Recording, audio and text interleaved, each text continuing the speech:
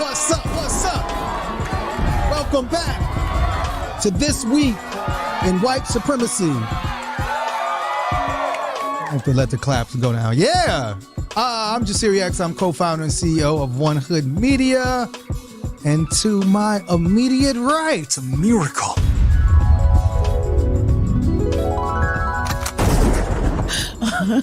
Miracle gonna find a way to represent. I mean, I just asked her our one adopted thing. brethren. I just asked her one thing. Oh, play twice? I mean, it's just like I try to lead with love. I was giving you extra, like, you know what I mean? Oh, extra space to speak, no, it's just your like mind. a man. And do what he wants. And then expect you to just be happy. Oh, wow. She came with the... But anyways, it's your girl. Big Blessing with the Big Blessings, a.k.a. Mayhem Miracle. Yes. A.k.a. I'm Kinder. Mashallah Miracle today. You have... Yeah. It's Every always, Friday but night. this is what is happening, you know. But yes, Well, welcome. Here. Welcome, Miracle. early. And my brother. It's your boy Trouble on the Left, Never Like Supremacy. My neck a little sore. I like Next level that. shaman. You know what I'm saying? It is a early... Normally, when it is an early podcast, we do tend to go off the rails. We'll see if that happens this early morning because we wanted to watch the VP debate last night before we recorded. And to my brother. No kids, no felonies. Okay. The Lebanese Negro. Okay, the Lebanese Okay. bro. Yeah, the Lebanese Negro, the supreme That's hilarious. Asiatic, intelligently divine. You know, I'm here. Lebanese Negro is crazy. Lebanese Negro is yeah, you know. Yes, so... Is your neck okay? No, it is not, but I'll be okay. Do you sleep wrong or something? So, I think so. I woke up and I went to Pet Juno, and all of a sudden I just have. Oh, wow. I seen this thing, this meme. It was like when you reach that age when you need 7 pillows on your bed to keep your body from snapping in half when you sleep. You officially hit old age. I have 6 pillows. You're 100% right. So last night, the VPs came together Yeah, for a debate. that was interesting. Yeah, you know, my takeaway was like, you know, this is why people didn't watch these back in the day. Like, who cares? It was a regular, like, you know, it's like Donald Trump changed things so much, right? You tune in to be sensationalized. Right, because he was like, it used to be civilized, right? It used to be like, hey, I respect your opinion, and I disagree. It was mostly respectful. Yes. It was, yeah. I Mostly disagree, but I really believe that you think about America and you have our best interest. This is how debates used to be, and this is why nobody cared about debates. And then here came Donald Trump talking about they're eating the cats, they're eating the dog. You're like, his wife is fat and ugly. Yes, your wife is ugly. Like, so, yeah, so definitely that was my first takeaway. That this was kind of boring. You know what I'm saying? Kind of boring. But isn't it supposed to be boring though? It's supposed to be about policies. Yeah. You know, it's supposed to be, and it was mostly about policies. I'll turn to you, Miracle. Your takeaway from the debate, would anybody be swayed to one side or the other after watching this debate? The funniest thing, because I was watching the debate, it was live stream, and after they asked this person, like, did this factor into your decision making process? And he was like, no. I mean, It's like really, really funny. But yes, the VP debate, my takeaway was like, I don't want either one of these two people to be president. Yes. And I think that is the sad part, because Walz traditionally was more energetic, was engaging more, was kinder, was more humane on the campaign trail. And he was very like muted during this debate. And I think his personality needed to come out a little bit more, because people, I think, are more endearing to him than the top of the ticket. Right. And that really didn't come through. And then with like VP candidate Vance, he was just trying to show people that he could be normal and not a creepy bigot who's like telling women that they are like disposable and have no value in society. But to your point about not being entertained, I think what was more insidious is that the lies and the framing that Vance used was more normalized. True. Like the false impressions that immigrants are causing the housing crisis, right, when we know for a fact corporations who have been buying housing, yes, and refusing to rent it, or people who have housing and only doing it for vacation opportunities, are some of the leading causes of the reasons why housing is A, not available, and B, no longer affordable. Also talking about the fact that it is more Americans are arrested and found being drug mules than people who are undocumented. And then again, the normalizing of calling people illegal, like that is something that we've spent like over a decade being like, don't do. Right. And he did it like almost like 100 times. And Walz didn't push back on that. And I do think that that is something that was really a disservice. But yes, I think it's great to have policy debates. I think it's great to talk about like the decisions that you have in the future that you have for the American people.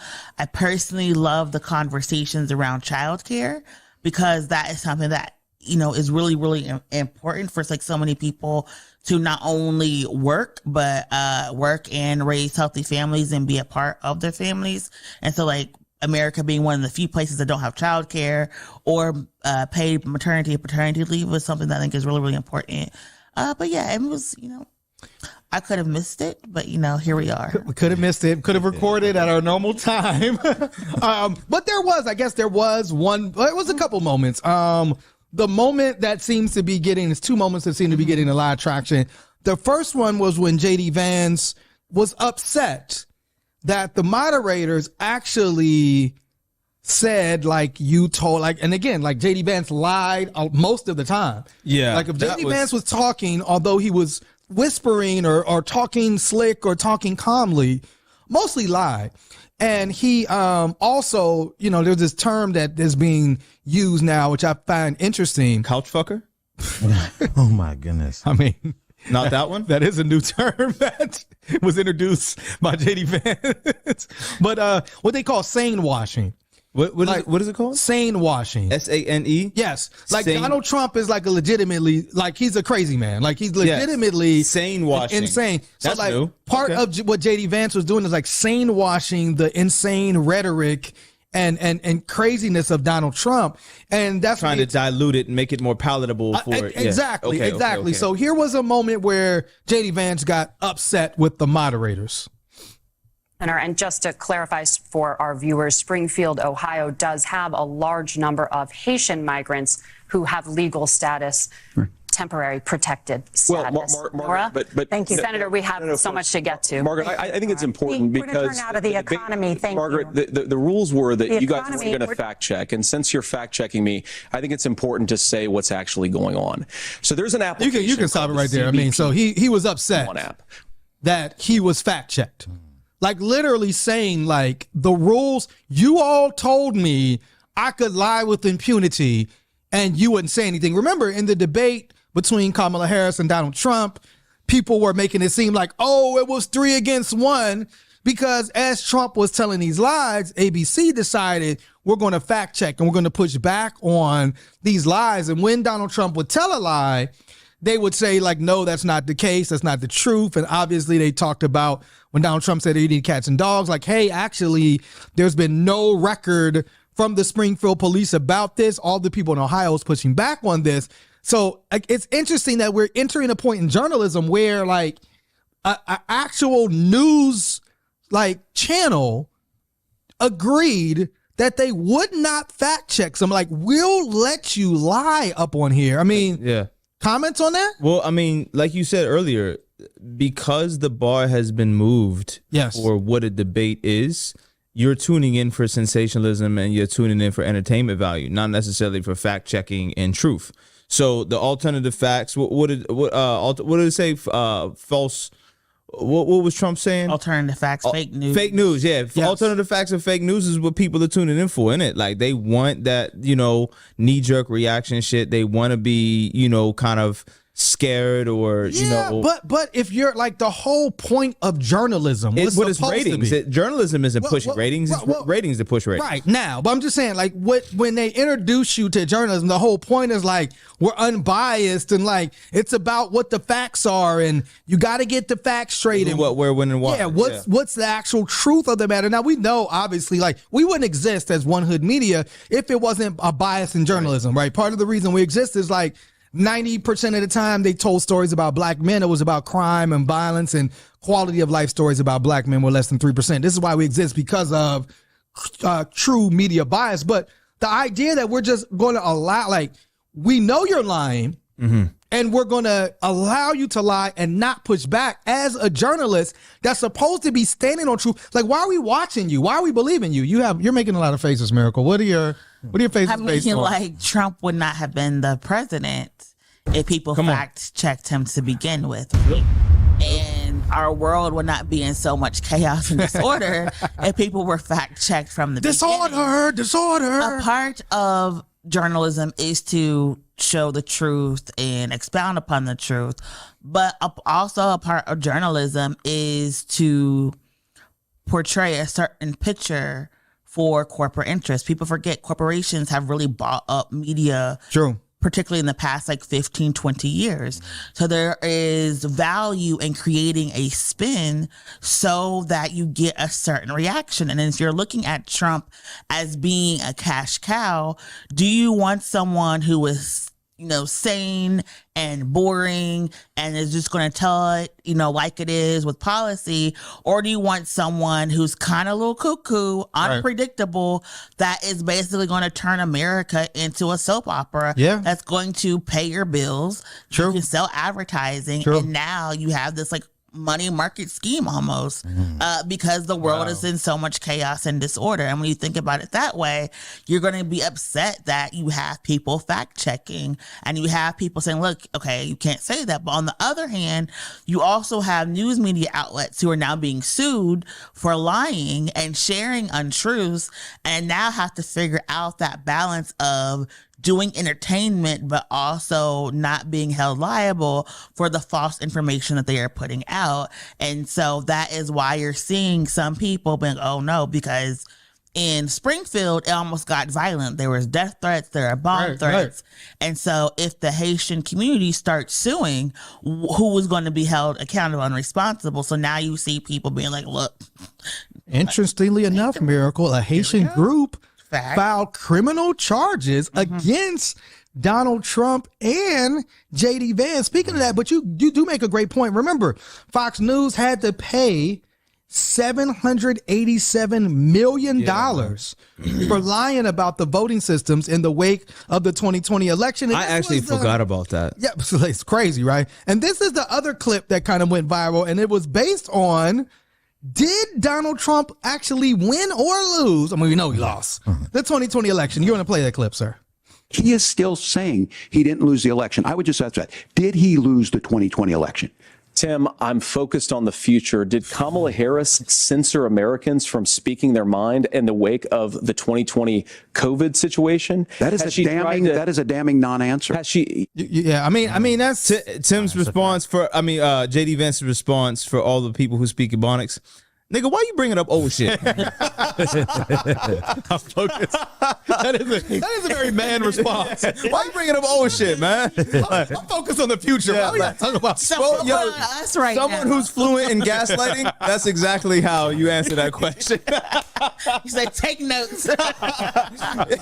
This whole debate, in case anybody's wondering on how to argue with your significant other, JD Vance put on the clinic in gaslighting of the entire country last night. I'm focused on the future. So that was like one of the things that, and again, was you texting other bitches last week? I'm only texting you right now. I'm only texting you right now. I'm focused on you right now. I'm focused on the future, man. Come on, man. You're trying to build here. I'm just, why are you trying to tear down what we got? Did you try to stop me from speaking my mind? man. We were on a break. Wow. We were on a break. We weren't even together. I'm focused on the future, then go right back to something you did, right? I mean, wow. I mean, it's pretty interesting. Y'all said, "Ooh, a mirror." Oh man. But I mean, again, do we think that? I mean, obviously, JD Vance was not going to go up there and say Trump lost, right? I honestly believe that Trump watched this and was generally upset with JD Vance. As I was watching it, I felt that. I felt like it was almost like he was too respectful.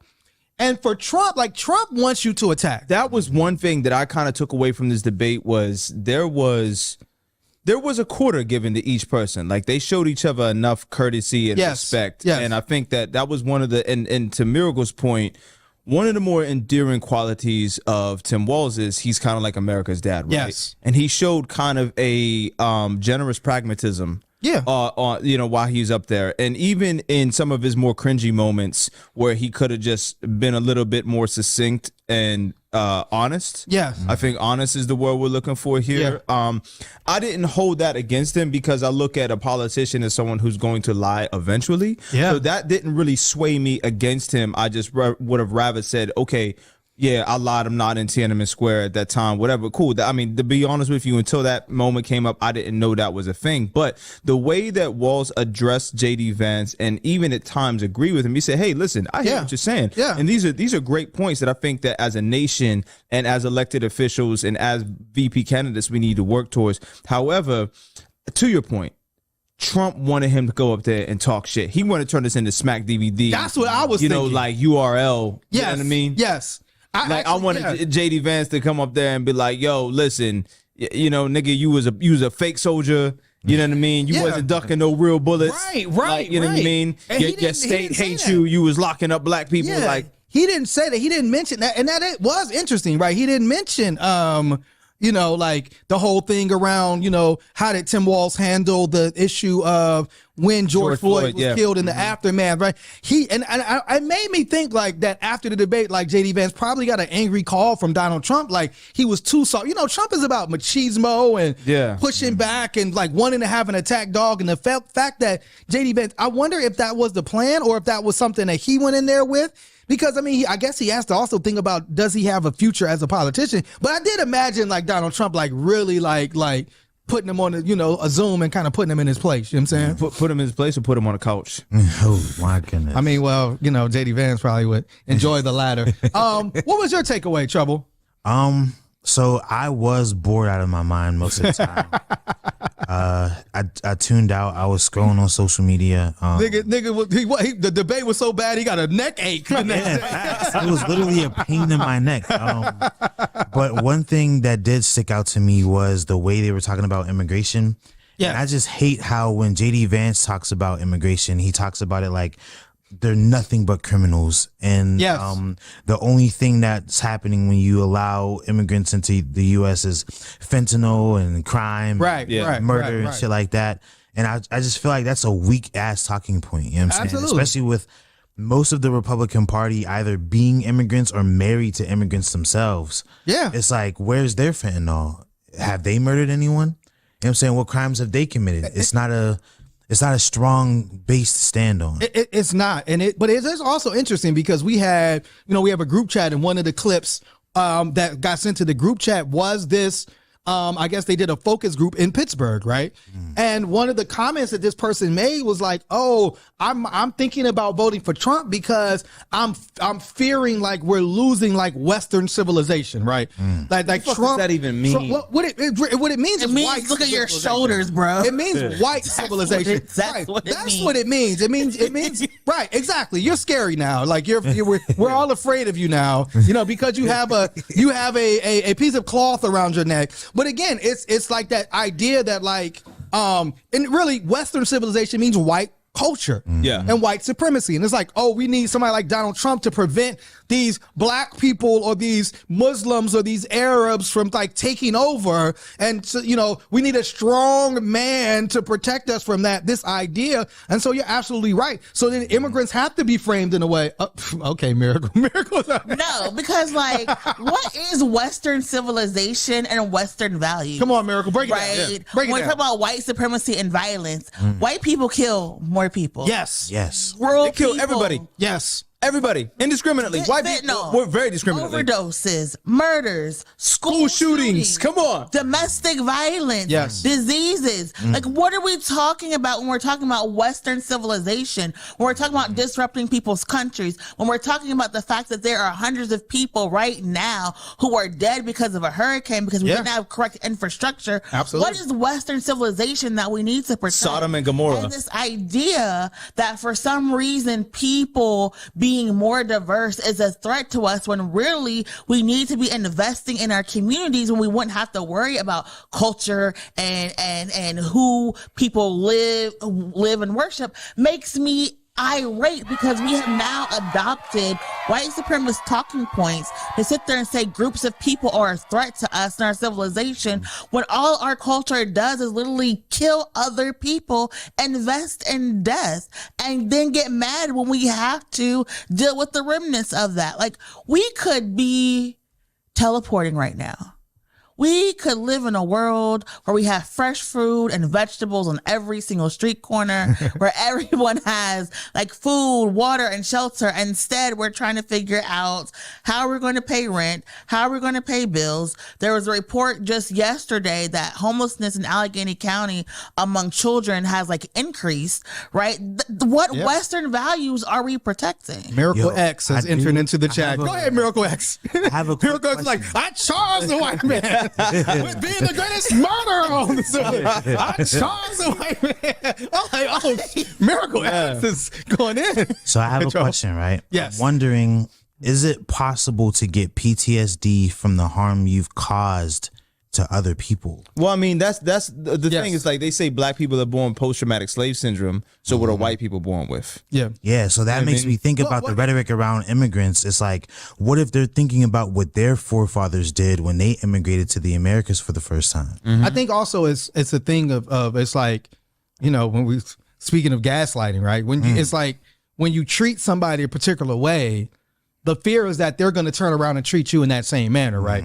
So when you bomb people and murder people, it's like, oh, if those people get into power, they're going to turn around and do that same thing to me. That was the whole idea about like if black people got reparations, like if black people got in power, right? You know, remember that was some of the rhetoric around when Obama was they were afraid he was going to bring slavery back. Yeah, if we got a black president, then he's going to enslave, like, because you did that to us. It's like if we get in power, we're going to return that same violence or that same energy that you gave us when you were in power. And that's really that fear that drives a lot of this white supremacist ideology, right? Is that, oh, if you get into power. And, you know, speaking of that ideology, you know, there was this clip that went viral with the interview on CBS News with the author Ta-Nehisi Coates. Now, Ta-Nehisi Coates is an author who, you know, whatever book award he's won it, right? And he's had best-selling books and, I mean, really lauded as like one of the great authors, particularly, and I wouldn't even just qualify it as black, but one of the great authors in the past generation.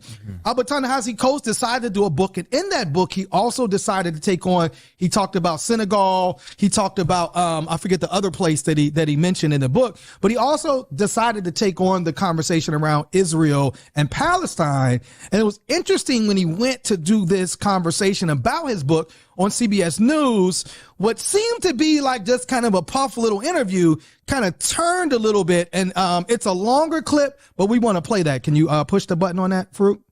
Our next guest is the acclaimed New York Times best-selling author Ta-Nehisi Coates. His new book, The Message, is a trio of interconnected essays that examine how the stories we tell or avoid telling can shape and even distort our reality. In the book, Coates reflects on his emotional first trip to Africa to visit Dakar, Senegal. Then he takes readers to Columbia, South Carolina, where he reports on the attempted banning of one of his books on race. And finally, Coates travels to the Middle East to witness the Israeli-Palestinian conflict firsthand. Ta-Nehisi Coates, good morning. How you doing? Thanks for having me. Good morning, guys. Yeah, thank you for joining us. You say that this book is written specifically for writers, stating that the task for young writers should be nothing less than changing the world. Why do you feel like writers should bear that responsibility? Saving the world. Saving the world, just to be really specific. I love that approach to the art, you mean? Writing is how we interpret so much of everything that is around us. The Message is a political book. It argues that much of our politics actually happens before we walk into a voting booth, that our choices around us, that who we believe is human, who we don't believe is human, what policies we believe should be in the world, which policies we don't, are actually shaped largely by writing and the stories we tell. And so I believe that writers, and particularly young writers, have so much to do in the politics and in this time when, you know, obviously we have so much conflict and there's so many quote unquote issues to deal with. Ta-Nehisi, I want to dive into the Israel-Palestine section of the book. He was like, let's cut all of this niceties. When I read the book, I imagine if I took your name out of it, took away the awards and the acclaim, took the cover off the book, the publishing house goes away, the content of that section would not be out of place in the backpack of an extremist. Wow. I found myself wondering, wow, why does Ta-Nehisi Coates, who I've known for a long time, read his work for a long time, very talented, smart guy, leave out so much? Why leave out that Israel is surrounded by countries that want to eliminate it? Why leave out that Israel deals with terror groups that want to eliminate it? Why not detail anything of the first and the second intifada, the cafe bombings, the bus bombings, the little kids blown to bits? And is it because you just don't believe that Israel in any condition has a right to exist? Well, I would say the perspective that you just outlined, there is no shortage of that. Oh, it's one of these. One of these. He said, but I'm familiar with yours. You're not familiar with mine. Yes. I am most concerned always with those who don't have a voice, with those who don't have the ability to talk. I have asked repeatedly in my interviews whether there is a single network, mainstream organization in America with a Palestinian American bureau chief or correspondent who actually has a voice to articulate their part of the world. I've been a reporter for 20 years. The reporters of those who believe more sympathetically about Israel and its right to exist don't have a problem getting their voice out. But what I saw in Palestine, what I saw on the West Bank, what I saw in Haifa in Israel, what I saw in the South Hebron Hills, those were the stories that I have not heard. And those were the stories that I was most occupied with. I wrote a 260-page book. It is not a treatise on the entirety of the conflict between the Palestinians and the Israelis. But if you were to read this book, you would be left wondering, why does any of Israel exist? What a horrific place, committing horrific acts on a daily basis. So I think the question is central. Is it the book or is it the reality on social media? And if your answer is no, then I guess the question becomes, why do the Palestinians have a right to exist? Why do 20 different Muslim countries have a right to exist? My answer is that no country in this world establishes its ability to exist through rights. Countries establish their ability to exist through force, as America did. And so I think this question of right to Israel does exist. It's a fact. The question of its right is not a question that I would be faced with any other country. But you write a book that delegitimizes the pillars of Israel. It seems like an effort to topple the whole building of it. So I come back to the question, and it's what I struggled with throughout this book. Racism is bad. What is it that so particularly offends you about the existence of a Jewish state that is a Jewish safe place and not any of the other states out there? There's nothing that offends me about a Jewish state. I am offended by the idea of states built on ethnocracy, no matter where they are. Muslim included. I would not want a state where any group of people laid down their citizenship rights based on ethnicity. The country of Israel is a state in which half the population exists on one tier of citizenship, and everybody else that's ruled by Israelis exist on another tier, including Palestinian Israeli citizens. The only people that exist on that first tier are Israeli Jews. Why do we support that? Why is that okay? I'm the child of Jim Crow. I'm the child of people that were born into a country where that was exactly the case of American apartheid. I walk over there and I walk through the occupied territories and I walk down the street in Hebron. And a guy says to me, I can't walk down the street unless I profess my religion. I'm with another pastor. No. I want to. This is very, very important. It is extremely important. Let me lay it down. I'm working with the person that is guiding me is a Palestinian whose father, whose grandfather and grandmother was born in this town. And I have more freedom to walk than he does. He can't ride on certain roads. He can't get water in the same way that Israeli citizens who live less than a mile away from him can. And why is that okay? Why is that? Why is there no agency in this book for the Palestinians? They exist in your narrative merely as victims of the Israelis, as though they were not offered peace at any juncture, as though they don't have a stake in this as well. What is their role in the lack of a Palestinian? I have a very, very, very, very moral compass about this. And again, perhaps it's because of my ancestry. Either apartheid is right or it's wrong. It's really, really simple. Either what I saw was right or it's wrong. I am, for instance, against the death penalty. What the person did to get the death penalty, it really doesn't matter to me. I don't care if they were selling a nickel bag of marijuana or if they were a serial killer. I am against the death penalty. I am against a state that discriminates against people on the basis of ethnicity. I'm against that. There is nothing the Palestinians could do that would make that okay for me. My book is not based on the hyper-morality of the Palestinian people. You can cut that. You can cut that. Yeah. She was like, yo. This is not what we discussed. Yeah, but again, I think it is fascinating, right? And I think and obviously Miracle is ready. But we've had this conversation on this show, right? And we've had this conversation. I mean, you went there and experienced exactly what Ta-Nehisi Coates was talking about. I went there. I was in Hebron. I experienced that, and it was. You know, it takes your breath away. I was taken aback. You know, when we left Hebron, I wanted to go home. I was like, all right, I've seen enough. Like, because it was such an intensity. And it was really like being like a police state ×5, right? And I also witnessed that discrimination, right? Me as an American was allowed to go through a checkpoint, but our Palestinian guide who lives there, right, could not drive through a checkpoint, had to get out and walk through a checkpoint. So I did experience this and talked about it and wrote about it afterwards. And again, I do think that it was interesting that we didn't even get to any of the other parts of the book, that whenever you enter into the chat and it is about Israel and Palestine, it's like it's elevated to a certain level. And it's like he got so much pushback on it, but you don't get pushback when you talk about these other things, right? There's no pushback if you say like, hey, you know, Russia shouldn't be invading Ukraine. You don't get any pushback from that. But when we're talking about, when we're seeing this hyper militaristic attack from, you know, and the Israeli government under Benjamin Netanyahu right now, where now Lebanon's being attacked right now. I mean, just it's almost like Netanyahu's like, I'm just going to continue to make war on anybody until, you know, it's his time to go. And we kind of talked about this October surprise. It's like, why aren't we able to say or critique it? And really, and this is the last thing I'll say, and before I pass to you, Miracles, because I know you're ready to go in. It's one of the to me real failings of the Harris-Walz ticket right now is the inability to even give something that passes as some type of middle ground. Right now, again, nobody's trying to say or take away Israel's right to defend itself. But when you say, I'm defending myself, and you're leveling blocks where innocent people live to kill one person, when you say you have this technology and you're the greatest military in the world and you're the greatest intelligence in the world, why can't you just get that person, right?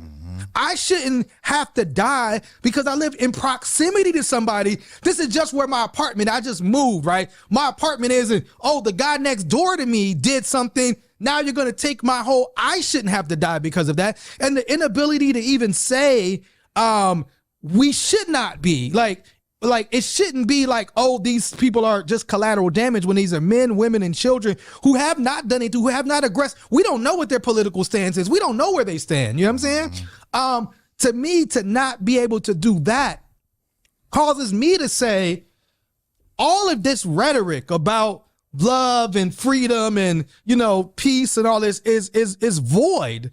It's conditional. When you don't, right. It's only that's it's predicated upon how you look and what your ethnicity is. 1,000%. Miracle? I think because Coates was very clear that this book was to writers. These are for people. Coates was very clear that this book that he wrote is for writers to call to them to take action, because we have been missing a lot of narratives and stories and perspectives. When he said that most of these newsrooms do not have a Palestinian anchor, mostly people don't even have Palestinian guests on the shows and on the programs. And I think that when people are under attack, sometimes they don't have the ability to sit there and say, other people are under attack. I'm not the only person going through this. And we have people making decisions on who lives or dies because they don't see other people as humans or value. They just see people as collateral damage because they haven't been exposed to those stories. The first thing. The second thing is Coates was talking about the power of writing because people were trying to shelve his book. He was talking about like pain and anger and trauma, and what does that mean? Because all of us have some type of trauma that we are working through, and when we take unresolved trauma and you connect that to state violence, somebody's going to get hurt. But what I found very interesting is a lot of times when you speak about what's going on, the first thing people ask you is have you been there, right? Have you been there? Do you know what you're talking about? He's someone who's been there, who knows what he's talking about, and still he's now being told he doesn't have freedom to talk about what he actually saw, which I thought was like very funny. And then when he's talking about this moral line, this through line that no one has to die, people cannot wrap their minds around the fact that like you as a state can exist without force and violence. And one of the things, he was having a conversation on Jon Stewart, and Jon Stewart asked, how do we progress as a society without exploitation? Is exploitation required for any society, any state to exist? And I think that is the question we have to wrestle with, because we have That's your bag, right? Right. Yeah. Miracle wants no states, for those that don't know. No, it's not even that. No states. It's that we don't even allow ourselves the ability to think about a state that does not require violence.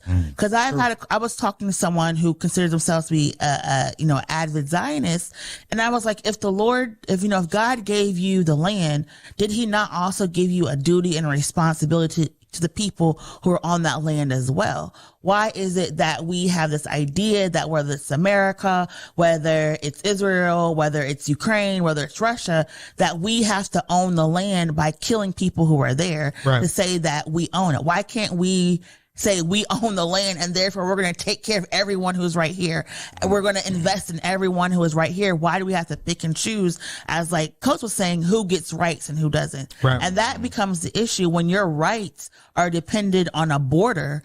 People are always going to be fighting over that border because they want those rights. But if we all have those inalienable rights, if we know we have clean air, clean water, the housing, the ability to live, the ability to dream and have an actual opportunity economy, I don't think then we have a whole infrastructure that is invested in surveillance, that's invested in militarism, that's invested in death. I was having a conversation with someone yesterday and they were like, if cancer gets solved tomorrow, how many people do you think are going to be poor?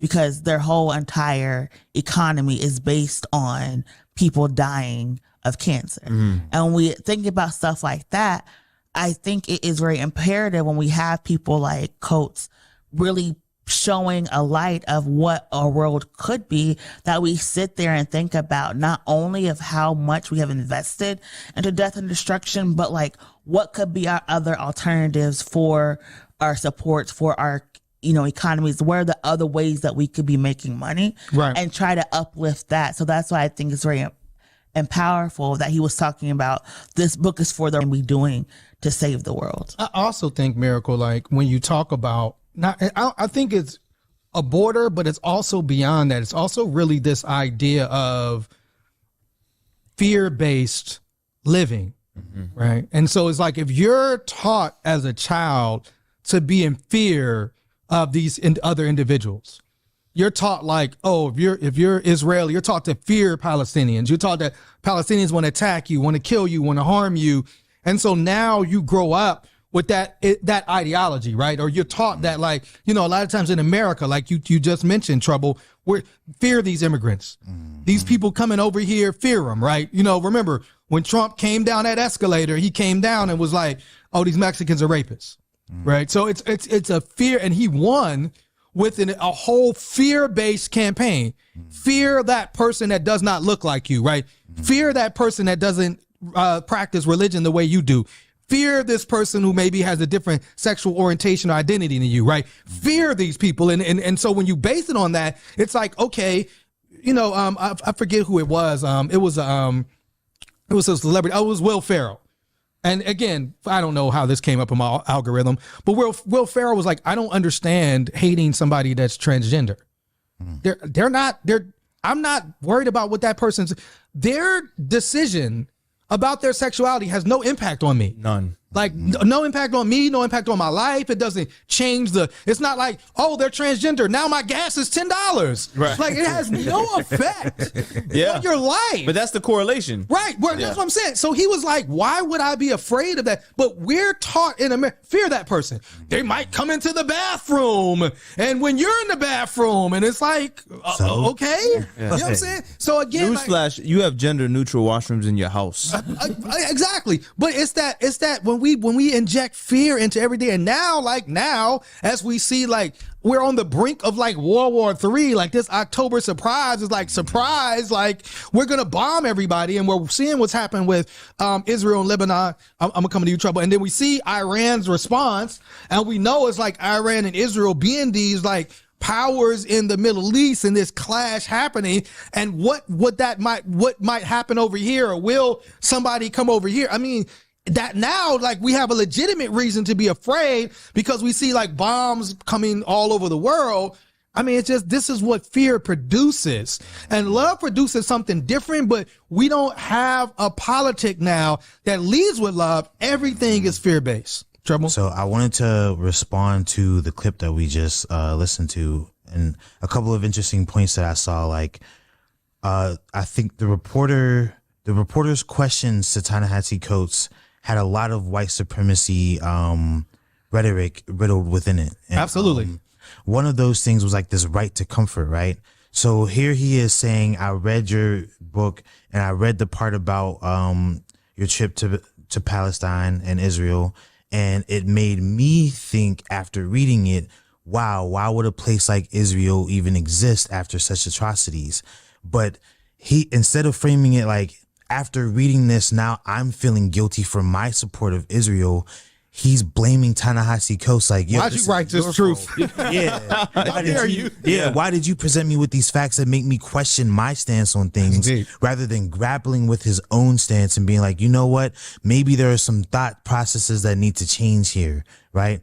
And I think this is what happens a lot with art, where like a lot of white folks are presented with the truth in art, and instead of being like, okay, I need to grapple with this truth and I need to utilize this truth to kind of question some of the stances that I take on, I'm going to blame the artist for even mentioning this in the first place and say that this artist is trying to be divisive, when really what I'm responding to is how this artist impacted my views of what I stand on. Yeah. You know what I'm saying? I mean, that's very, it's funny. You're like kind of like the Tim Walz of the show. I mean, it's very teacher, coach. You know, you broke it down from a teacher's perspective, right? Yeah. And it's like, really, he could have done that. Mm-hmm. But again, like, he's like, no, I'm not going to grapple with this. I'm going to blame you. Yes. Like, how dare you take this stance or have this idea? And that's what we do. Mm-hmm. And then not only do we attack those voices, right? Like Ta-Nehisi Coates mentioned, then we silence them. Yes. Then it's like, oh, you're speaking out and you're saying something that we don't agree with, therefore we'll deplatform you, right? We'll take you off of the mainstream and we'll relegate you to this small place over here so we don't have to hear you. And it's about like, because the truth that you're speaking to me makes me uncomfortable. So instead of dealing with like a better world that Miracle talks about on every show, nobody wants to listen to her. I'm like, shut up. Every show. It's like, we don't want to hear that. Yeah. We'd rather live in this, crazy reality that we created. Can I say one more thing? Please do. Like, I tell people all the time, I grew up conservative, Pentecostal, Christian, like a Republican household, right? And so the world was presented to me in a very specific way. And then when I started experiencing the world, I was like, something is different, right? This is not how I was taught the way things are. And I do think that can be very scary for people, right?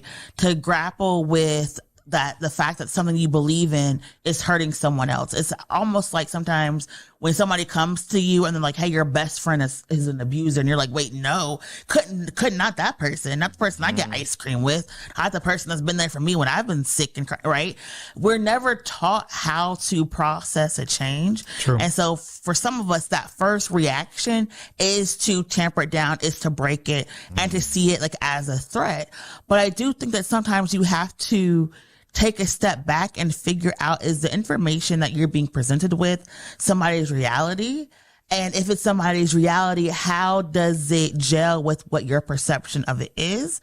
And then is the intent of that person to harm you or to let you know what's going on? Because I've said, no one knows what the best solution is going to be.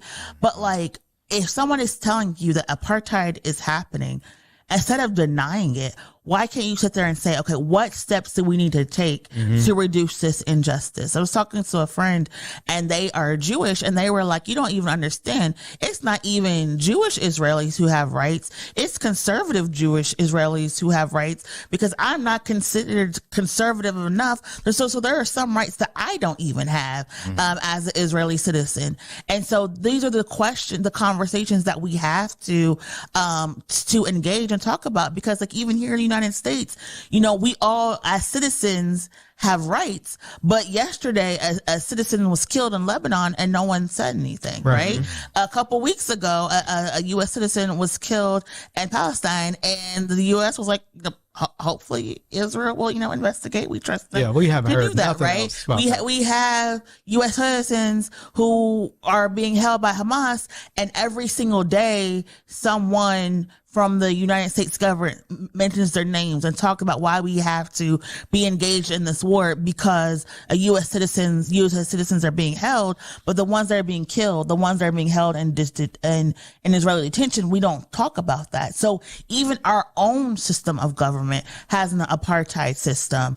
Even our own system of government picks and chooses which American lives has value to them. So while we're critiquing at home and we're critiquing abroad, it is the same critique, because again, none of these governments are really, and I put this in a post yesterday, it's like, they're not fighting for us. Right. These governments are like basically fighting. It's like a circle jerk with like all these people like, I'm more powerful than you are. My bomb is bigger than yours. My missile is, whatever. And that's what they're fighting. They're fighting each other to see who is more powerful, who can get other proxies to do things. They're not fighting to see who can feed their people the best, who has the longest longevity within their communities. It's funny, those countries, that's like, you don't really hear about them. You don't really hear about like Norway or like Sweden and what they're doing. I mean, and unless like a clip goes viral where they're like, this is the jail, and you're looking like, damn, that's better than my apartment that I pay thousands of dollars a month for. Like, what the hell? And so a lot of times those countries that are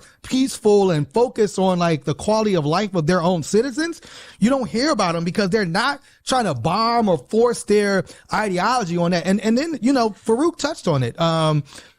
Those stories that get told, it's often about like what your race is, what your religion is. So we're often taught to like put ourselves in the shoes of like poor rural white people. How are they feeling? What? Remember the whole after January 6th is like, oh, but let's consider their feelings, and they feel like disenfranchised and they feel like their voices don't count. And that's always the case when it comes to, if it's a white school shooter, but he was bullied, he was picked on, he had this disease, this didn't go right in his life. We're always given that. But when it is, I haven't seen a long form interview of a Haitian immigrant talking about what's happening and what's going on and how this is hurting them. What's the effect that it's having on Haitian community families? I haven't seen that.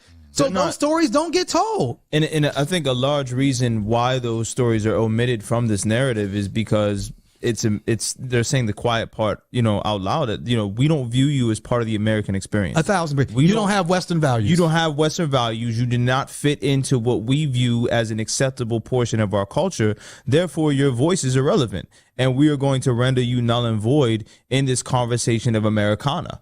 Absolutely. Trouble? Yeah, I just wanted to say, I'm tired of seeing citizens get roped into these political beefs between states and stuff like that. Right. And this brings me to another comment I had about last night's debate that I forgot about. The whole time they were talking, I'm sitting there thinking to myself, I would much rather watch if they were fist fighting. You know what I'm saying? It's like, bro, why are we talking? What are we talking JD Vance would have caught a straight up L. And I would Walz love to beat the brakes out there too. I would love to see some kind of showdown amongst world leaders where they're not roping citizens into this shit. Yeah. They're fighting amongst Fight your own battles. Yes. You feel me? Yes, fight. And again, there would be peace. If these world leaders had to risk their own lives, right? I don't know, Putin's a bad motherfucker. Putin be fighting his own fights though. Yeah, again, Putin probably, unless it was somebody maybe a little bit stronger than him, you know what I'm saying? But, because he's getting older, but Putin definitely... Yeah. He definitely killed some people in his life. But at the same right, I mean, he was intelligence and all that stuff. But again, if you had to risk your life or your family's life, right, then the conversation changes. You know what I'm saying? We could not, You saying Eric Adams is gonna fight? Hey, bro, Eric Adams. Is he gonna retire or reign? Well, again, he put a clip out. So Eric Adams, for those that don't know, Eric Adams is the mayor of New York City. Not for much longer. And Eric Adams, nobody loves Eric Adams more than Eric Adams. Eric Adams loves Eric Adams. And Eric Adams, it's this is his dream position, right? Yeah. And Eric Adams thought what a lot of black people think when we get into these positions is we think we can be as corrupt as a white person. He thought he could be like the Donald Trump of New York City, right? You see Trump getting it, you're going to get it. And apparently what Eric Adams did was, take all the trips. All of them. Is this the age of the baddie politician miracle? He was getting flowed all over the country, specifically to Turkey. You know what I'm saying? He was getting I'm surprised he didn't come back with no hair implants. That might have been too damning. He was getting all of this, money funneled. Supposedly he took $10 million or defrauded New York City of $10 million in and what did New York funds. get in return? A dance team. Right. But this is the wild part. While you're closing schools saying we don't have enough money, while you're closing libraries saying we don't have enough money, while you're harming the very communities that you come from, Eric Adams, and say you represent. What did you expect from someone who became a police officer? I mean, it's funny. There's no way to harm your community more than becoming the person that goes there and creates the violence. And what's wild is the last time a New York mayor was indicted, that mayor was a police officer too. So New York, stop electing police officers. 2 for 2. Yes. So Eric Adams was indicted, and Eric Adams, would he resign? Would he go quietly in the night? If you thought that was the case, you probably have never met a police officer and a self-hating black police officer at that. So here was Eric Adams. And again, so before we play this, he gonna do this in a church? We're gonna have to have a conversation with black churches. Hey, black churches, come on, man. He did really? This We're just gonna let a liar, a known liar, thief, get up in the pulpit and just say anything? If you're gonna do it, why not pick a church? And then supposedly his cousin is Bishop Whitehead, right? Really? Bishop Whitehead, the scamming bishop from Brooklyn, is actually related to Eric Adams in their I don't know if they're going to be cellies. That's crazy. At least he got family in the place that he's going to go. So here's Eric Adams. Where, in hell? Oh, shit. Here's Eric Adams at a church that allowed him to get up on the pulpit and spew this bullshit. Can you play this? You hear the small number of loud people saying, well, he should step down. A small number of loud people. Step up. I'm going to step up. I'm going to step up. I'm not going to. Not them bringing in the soft music. They put the organs. I'm going to show those in this city that have hit difficult times in their lives, maybe on the verge of homelessness, may have lost because of you, social support, because you took $10 million out of the budget, uncertainty, all because of your policies. That during the most darkest moments, That is not a burial. It's a planting. Okay, we can kill this. We can kill this, man.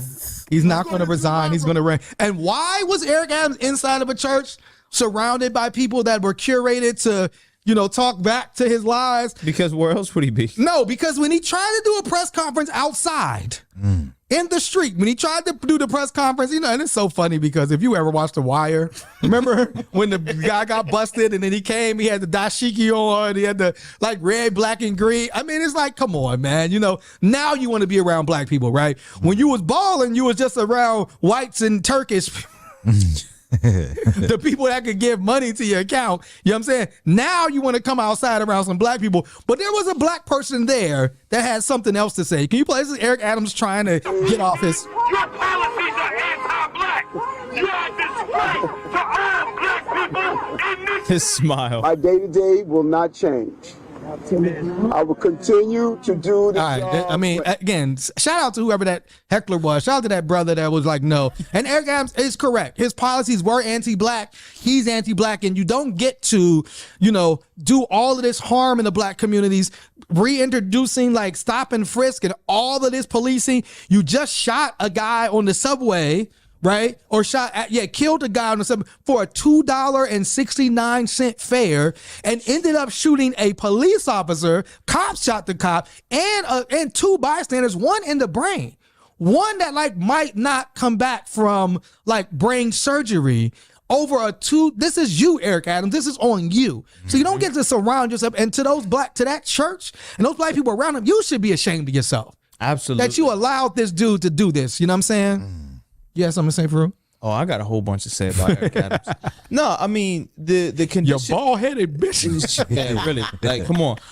We know that New York suffers from a whole bunch of issues. Yes. But what Eric Adams has done is, in a unique way, is defrauded his community and ran a campaign that was predicated upon lies, deceit, and mistrust. And you are such a scam artist and a vile human being because you actually went down and articulated your community that because you were from them, that you represented them, and then just to be elected mayor and to inflict pain upon the community that you came from is a very special way of being violent towards people. It's no different than black people that became slave masters. What you did is something that is reserved in a special place of hell for you, bro, because the way you are moving right now in these streets and the way that you are trying to masquerade in some fucking church you're holier than thou because you got caught with your hand in a cookie jar trying to do some shit you had no business doing in the first place.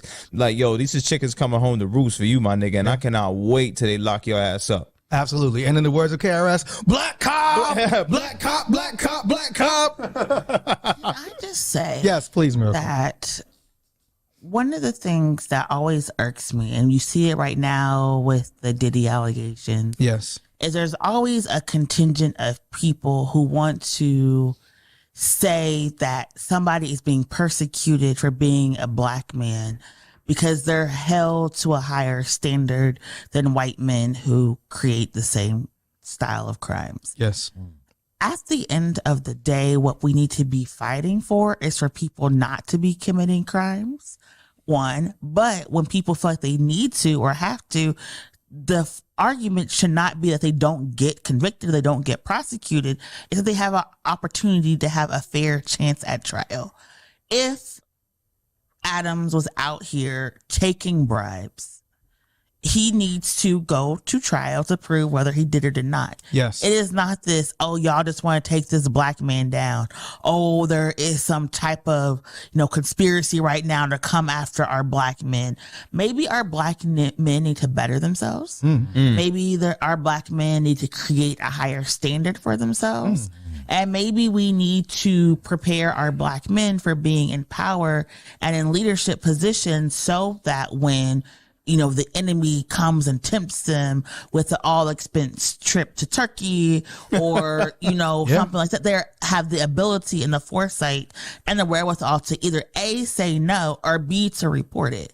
And maybe that's what we should be focusing on instead of saying that our black men are under attack. Right. And the wild part is, in a full circle moment, remember, Eric Adams was also demonizing and really blaming New York's problems on the migrant on the immigrants. community, on the immigrant community, and that was his main talking point. And it's like now, and now you're somebody. It comes to find out, like actually, what these immigrants or these migrants might have cost New York, you costed more easily by actually defrauding the city out of $10 million. Now they said it was one text message where it was like, the guy was like, "Oh, we don't want to take this, bribe money, do we?" He was like, "Yeah, take it and delete this message." And it's kind of funny because all they had to do was like report it, right? Yeah. All you and they're like, he's under a lot of scrutiny. It looks bad. You can still report it, like literally. Yeah. It is not that hard to register as a lobbyist and just do whatever you were going to do. But we have if you report it, that doesn't make it cool, Miracle. We have so much are literally bought and paid for right now in Pennsylvania. We have attorneys general's race where like one billionaire is like fronting another candidate. It's like 80% of the thing. Yeah. In St. Louis, the person who took out Cori Bush, 2/3 of his money came from a super PAC. Yes. Our politicians are already bought and sold for. And so this idea that you couldn't just take one extra step, just fill out some paperwork, nobody was going to say anything. Miracle, in the words of my favorite black politician, Shit. That's Clay Davis from The Wire, for those that don't get that our inside reference. But that's just all it is. And it's just like, I'm going to take any money if they going to give it to me. I mean, there was I forgot the guy in D.C. They say they gave him like $15,000 in cash. And this is why one of the things, I know Dave Chappelle is not always people's favorite, but one of the things that's always stuck with me when he did his stand up and he was talking about walking away from his original deal, he was like, his father always told him, you need to know what your price is. Mm-hmm. You're at some point in life, you're going to sell out. At some point in life, you're going to do something against your morals and values. You need to decide right now, what is your price? And what are you willing to walk away from? And what are you willing to give up? And I feel like a lot of these folks, they just like kind of luck into positions of power, and then they don't have the ability to say no because it's like they've always just wanted to be like the it person. And like now it's like when somebody comes to you and like, hey, I got this money for you. Like you don't know how to be like, no, thank you. I think that's the benefit of like being like poor and growing up without anything. You already know how to survive on the bare minimum. So like sometimes when people bring stuff to you, you're like, oh, whatever, I don't need that. I know it's not like to have it. But there are other people who are just like, wait a minute, I get $10,000. I mean, first class ticket. I think you all said expenses included. A lot of times, just like you said, like as black men, that when we look to aspire to positions of power, oftentimes those positions of power are occupied by white men. Mm-hmm. And so we think that we can get into these positions of power and behave like these white men behave, right? There was a whole, you mentioned Diddy, and there was a whole conversation of like, so people was like, oh, well, Hugh Hefner did it. And so like, did that make it right? Because mad people came out and said that they were sexually assaulted at the Playboy Mansion, and all of these things happened there that were very negative, right? And so again, like, but you ain't Hugh Hefner. You're not a white man. You know what I'm saying? And so like, I really think we have to get, again, like devolve ourselves with the idea of that the highest point of power is like to be like these white men in power and be able to do all the things they do. This is one of the reasons why Trump is attractive to a lot of black and brown men, right? Mm-hmm. Because it's like, I want that power. Yeah. I want to be able to get, this dude is openly, according to allegedly openly having an affair. Like Melania ain't around. He got this other, and people know it, but it's like, it's Trump. We're just Trump doing what Trump does. And that's what we have to really disavow ourselves. And we really have to say, like, no, and when we aspire to and get into positions of power, we need to be looking at and seeing, like, how can we improve the conditions of our community? Like, how can create a new dynamic, right? Where it isn't this white supremacist ideology of power, where power becomes this collective thing, right? Where all of us can collectively benefit, and not like one person with a bunch of yes men and lackeys, and now everybody going to jail. And then what's going to happen when they come to jail? What you going to think going to happen? Mm-hmm. They going to be testifying against you, nigga. They going to be on the stand like, he did it. You know what I'm saying? So with that being said, what we need. What's that? We need a book. Radical reparations. Aren't reparations by nature radical? Need. Yeah, but we need to heal the soul of a nation. Yes, we do. You know what I'm saying? And many nations. This is Marcus Anthony Hunter, healing the soul of a nation, radical reparations. Freedom is both large and small. Large freedoms lost, like language, family, and autonomy and land are undoubtedly important, but so too are the small freedoms lost, like the ability to smile, and the breeze swirled around me. A new awareness unlocked. I realized that any idea of repair and restoration from slavery must recognize all the freedoms lost, especially the small ones, because the wisdom of the elders holds little things add up to big things. Radical reparations, my brother Marcus Anthony Hunter. This is our white pages for today. Any other updates? I mean, obviously, we're here in Pennsylvania. You have up to October 21st to register to vote. We have a bunch of events that are coming up that we're almost ready to announce, but we're going to announce soon. Anything happening? And we have an event tonight while we're recording, but anything else going on, Miracle? What's happening in the world? If you're in Pennsylvania, your mail-in ballots are now available. Yes. We had a little hiccup. So in Pennsylvania, you can go ahead and you can actually vote kind of like right now. You can go downtown to the Board of Elections office between now and October 21st, register to vote, and kind of vote right then and there on the spot. So you don't have to worry about waiting until November 5th. There's a lot of stuff happening in the world. So, make sure you're taking care of each other, getting involved, supporting, because we're going to make it through. And no matter what happens on November 5th, we still have to be in our communities on November 6th. So just, absolutely, take care of yourself. Final words, Trouble? Never lose sight. Farouk? It can take a sloth up to 1 month to digest a leaf. Interesting. And I think, my takeaway from the debate was, next time I'm in one of those contentious arguments, I'm going to say, hey, I thought the rules was we wasn't supposed to fact check. I thought we agreed not to bring up those damning facts. What are we doing here? Peace. This week in White Supremacy, y'all. What hood?